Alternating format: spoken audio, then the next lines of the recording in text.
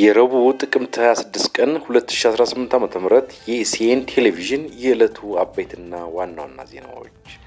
በኦሮሚያ ክልል ምስራቅ አርሲ ዞን መርቲ ወረዳ በኦርቶዶክስ ሃይማኖት ተከታይ ክርስቲያኖች ላይ ሰኞ ዕለት ሌላ ጥቃት እንደተፈጸመ የማህበረ ቅዱሳን ብሮድካስት አገልግሎት ትላንት ጥቅምት 25 ቀን 2018 ዓ.ም አስታወቀ።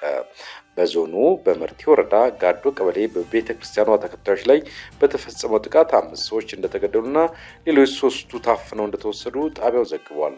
ጣቢያው ጥቃቱ ሃይማኖት ተኮር ጥቃት ነው ብለዋል። ታጣቂዎች አፍነው የወሰዷቸው 3 ሰዎች እስከ ትላንት ማክሰኞ ያሉበት ሁኔታ እንዳልታወቀ የዜና ምንጩ አመላክቷል።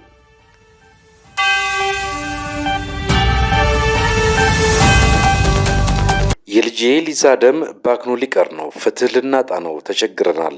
የሟች ተማሪ ሊዛ ደሳለ ወላጅ አባት ባለቅስም እንባ ነው፣ ሊዛን አላገኘኋትም። የልጅን ገዳይ ግን አያይዙኝ፣ ፍትህ እናገኝ። እናት ወይዘሮ የንጉሴ ጌጡ ከሳምንታት በፊት ማለትም መስከረም 28 ቀን 2018 ዓ.ም በደሴ ከተማ ተደፍራና ተገድላ የተገኘችውና ዘንድሮ ትመረቃለች ተብላ ስትጠበቅ የነበረችው የፋርማሲ ተማሪዋ ሊዛ ደሳለ ወላጆች እስካሁን የልጃቸው ገዳይ መያዙና ለመያዙን ባለማወቃቸው ፍትህ እንዲሰጣቸው ጠየቁ። የተማሪ ሊዛ አባት መምህር ደሳለ ሞላ ከሚያገኙት ትንሽ የመምህር ደሞዝ እየከፈሉ ልጃቸውን እያስተማሩ እያለ የሞት ዱብዳ እንደሰሙ በጉዳዩ ላይ በሳምንታት ፍትህ እንደሚሰጣቸው ቢነገራቸውም እስካሁን ምንም እንዳልተባሉ ከራያ ቆቦ በስልክ ተናግረዋል። የተማሪው አባት መምህር ደሳለ ሞላ እንዲህ አሉ። እኔ ሀዘን ላይ በመሆኔ የሊዛ አክስት አጎቶች ለህግ አመልክተን እንምጣ ብለው ሄደው ነበር። በዚህም የህግ ጉዳዩን በአጭር ጊዜ እንጨርሳለን፣ በጣም ቢበዛ ሳምንት ነው የሚፈጅብን፣ ከዚያ ውጭ አይሄድም እንዳሏቸው ነበር የነገሩኝ። እኔም የተጨበጣቸው ነገር ይኖራል በሚል በተስፋ ነበር የቆየሁት። ነገር ግን 1 ሳምንት አልፎ አሁን ወደ 3ኛ ሳምንት ሆነ። የፍትህ ሂደቱ እንዳውም እየተዳከመ መጥቷል። ነገሩ እየቀዘቀዘ ነው። ለውጥ አላየውም። ቤተሰቡ ተበሳጭቷል። 3ም ሆነ 4 ኮንትራት መኪና ይዘን ደሴ ፖሊስ ጣቢያ ገብተን ምርመራው ከምን ደረሰ ብለን ጮህን። ልጃችንም የወደቀችበት ቦታ ላይ አልቅሰን እንመጣለን በሚል አዲስ አቋም ተይዟል። እኔ ቆይ ያልኩ ነው፣ መሄዳችንም አይቀርም።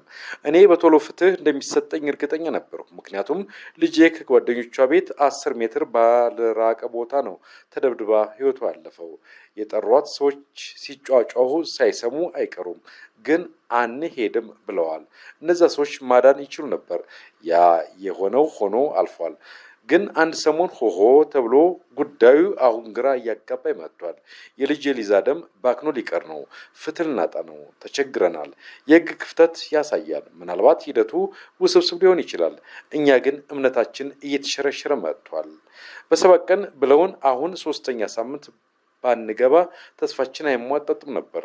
ገና ነው ቢሉን ኑሮ ተቃርበናል ካሉ በኋላ ይህን ብሎን የነበረው ደሴ የፖሊስ ምርመራ ቡድን ነው። መራቅና መቀዝቀዝ ምን ማለት ነው እያለ ይጠይቃል። ህጉ እየላላ ነው የመጣው። ምን አይነት ጥርጣሬና ሀሳብ አለ በሚል እንኳ ደውለው አልጠየቁንም። መረጃውም ከመሰብሰብ አኳያ ክፍተት አለባቸው ወይ ገዳዩን ይዘዋል፣ አለበለዚያ ግን እኛን ባለመጠየቃቸው ራሱ ለምን የሚል ጥያቄ እያስነሳብኝ ነው ብለዋል። መምህር ደሳለ ሞላ ካልተረጋገጠ እኮ የልጅ ገዳይ ተይዟል ሊባል አይችልም። ተጠርጣሪ የተያዙ ሰዎች አሉ፣ ያንም እርግጠኛ አይደለሁም። መርማሪ እንደሚለው ግን ወደ 9-10 ተጠርጣሪዎች ታስረው ነበር፣ ወደ 3-4 የተፈቱ አሉ ሲሉም ተናግረዋል። የተማሪ ሊዛ ደሳለ እናት ወይዘሮ የንጉሴ ጌጡ በስልክ እንደነገሩን በእንባ እየተማጸኑ የሚከተለውን ሀሳብ አንስተዋል። ፍትህ እንዲሰጠኝ ይፈልጋል። እስካሁን ፍትህ የምናገኝ ነው መስሎኝ የነበረው። አሁን ላይ ግን ዝም ብሎ ነው ያለው። ውስጤ ቆስሏል። ቤተሰቦቼ ደሴ ሄደን እንጩህ እያልን ነው። የሚለቀስበት ጠፍቶን ነው እንጂ ፍትህ እንፈልጋለን። በእርግጥ የኢትዮጵያ ሕዝብ ነው በሊዛ ሞት ያስተዛዘነኝ። ግን ደግሞ ልጄ የደሴ ሕዝብ በሚኖርበት 10 ሜትር ላይ ስትወድቅ ስትሞት ምንም ሳይሰሙና ጮስ ሳይኖር አይቀርም ነበር። ቢያንስ የልጄን ገዳይ ማወቅ አለብኝ። ባለቅስም እንባ ነው፣ ሊዛን አላገኘኋትም። የልጄን ገዳይ ግን አያይዙኝ ሲሉ ጠይቀዋል። ፍትህ ርትህ ለተማሪ ሊዛ ደሳለ ሞላ።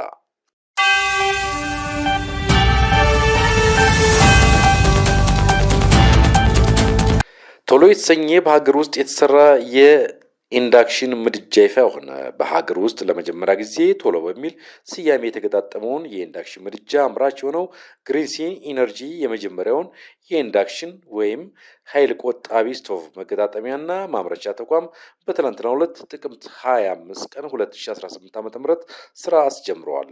በውሃና ኢነርጂ ሚኒስቴር የሚደገፈው በኢትዮጵያ የንጹህ ምግብ ማብሰል ዘርፍ ቁልፍ ሚና ያለው ግሪንሲን ኢነርጂ ኃላፊነቱ የተወሰነ የግል ማህበር በኢትዮጵያ የመጀመሪያውን የኢንዳክሽን ስቶቭ መገጣጠሚያ እና የማምረቻ ፋሲሊቲ ነው በይፋ ስራ አስጀምረው። ይፋ የተደረገው ቶሎ ኢንዳክሽን ምድጃ 90% ኃይል ቆጣቢ፣ ፈጣን ሙቀት ከትክክለኛ የሙቀት መቆጣጠሪያ ቦታ ማንኛውንም ቦታ ከፍ አድርጎ ማስቀመጥ የሚያስችል የሚያምር በዘመናዊ ዲዛይን የተሰራ የቴክኖሎጂ ውጤት ነው ተብሏል።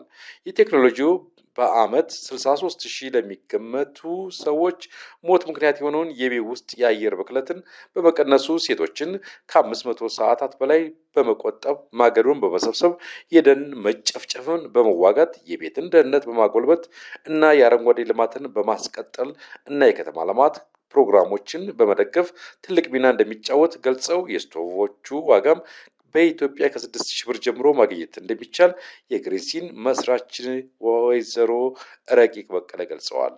ግሪንሲን ኢነርጂ የኢንዳክሽን ምድጃዎችን በሀገር ውስጥ በመገጣጠምና በማምረት ለብዙዎች የስራ ዕድል በመፍጠር ከውጭ የሚገቡ ጥገኝነቶችን በመቀነስ የኢትዮጵያን የኢንዱስትሪ ልማት አጀንዳ በማሳደግ ላይ ያለ ትልቅ ተቋም መሆኑ ተብራርቷል።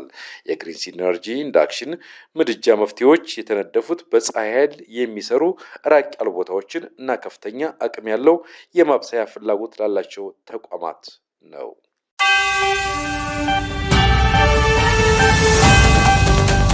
ለ2 ዓመት የተካሄደው የጋዛ ጦርነት 70,000 የሚጠጉ ፍልስጤማውያንን ሕይወት ቀጥፏል። በኢራን እና በእስራኤል መካከል የቀጥታ ጦርነት ምክንያት ሆነዋል። ከመካከለኛው ምስራቅ እየራቀች የነበረችው አሜሪካ በዚህ ጦርነት ሳቢያ ተጎትታ ወደ ቀጠናው ተመልሳለች። በአንጻሩ ሩሲያ በቀጠናው የነበራትን ይዞታ ለማጣራት ተገድዳለች። አጋሮቻቸውን የጋዛ ጦርነት ያዳከመባቸው የሶሪያው ባሻር አልአሳድ ከስልጣን ተወግደዋል። የጋዛው ጦርነት የዓለምን ገጽታ እንደቀየረው ተንታኞች ይናገራሉ። ከሱዳን ቁልፍ ከተሞች አንዷ የሆነችውን ኤል ፋሸር በፈጥኖ ደራሽ ኃይል ቁጥጥር ስር መዋሏን ተከትሎ ነዋሪዎች ከፍተኛ ስጋት ውስጥ ወድቀዋል። በሱዳን ጦር ስር የነበረችውን ከተማ የሱዳን ፈጥኖ ደራሽ ኃይል RSF ተቆጣጥሯል። የተባበሩት መንግስታት የዘፈቀደ ግድያ እየተፈጸመ መሆኑን ገልጿል። የየል ዩኒቨርሲቲ ሰብአዊ ጉዳዮች ጥናት ክፍል የሳተላይት ምስል በመጠቀም ባደረገው ዳሳ በዘፈቀደ የተገደሉ ሰዎች አስከሬን መመልከቱን አስታውቋል። ፈጥኖ ድራሽ ኃይሉ ለ18 ወራት ኤልፋሸርን ከበባ ውስጥ መክተቱን ተከትሎ በከተማዋ ከዘፈቀደ ግድያ በተጨማሪ ረሃብም ተስፋፍቷል። በመቶ ሺዎች የሚቆጠሩ ነዋሪዎች ከከተማዋ መውጣት አልቻሉም። RSF ንጹሐንን መግደሉንና የአረብ ያልሆኑ ነዋሪዎችን ኢላማ ማድረጉን አስተባብሏል።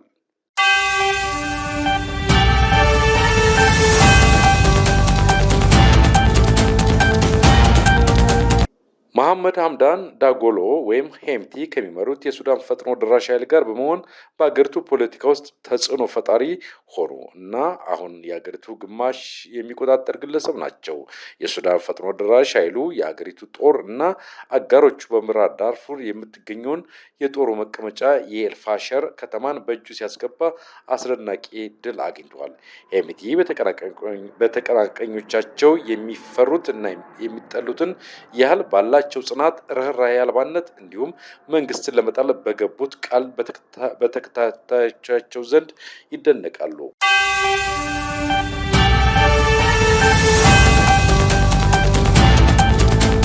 የእስራኤል ጦር የቀድሞ ከፍተኛ የህግ አማካሪ ሾልኮ ከወጣ እና አስከፊ ስቅይት የተፈጸመባቸውን ፍልስጤማውያን እስረኞችን ከሚያሳይ ቪዲዮ ጋር በተያያዘ የተፈጠረ ፖለቲካዊ ውጥረቱን ተከትሎ ታሰሩ። ሜጀር ጀነራል ይፋት ቶመር ኢየሩሻልሚ ሾልኮ ለወጣው ቪዲዮ ሙሉ ኃላፊነት ወስዳለሁ ሲሉ የህግ ጉዳዮች አማካሪ ሆነው ያገለግሉበት ከነበረው የእስራኤል መከላከያ ኃይል የለቀቁት ባለፈው ሳምንት ነበር።